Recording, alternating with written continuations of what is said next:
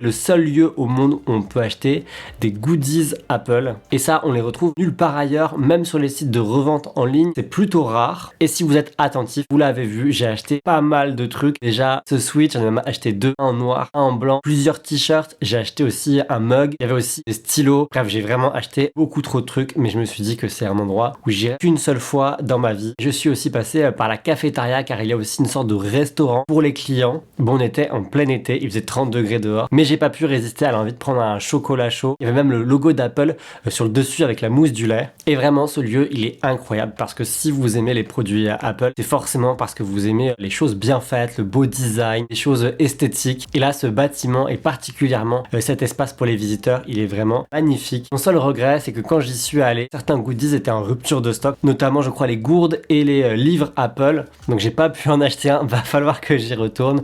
Et surtout, mon plus gros regret, c'était que, en fait, au-dessus, il y a une terrasse qui donne sur le siège de Apple et cette terrasse, elle était fermée. Donc, j'ai pas pu visiter l'entièreté de cet Apple Visitor Center, mais c'était vraiment une expérience incroyable et forcément j'en ai profité pour changer ma protection d'écran, ma coque de mon iPhone pour avoir des produits qui venaient de Cupertino et franchement c'était très inspirant comme visite. Je vais vous expliquer pourquoi dans quelques minutes. Bref, c'était vraiment incroyable.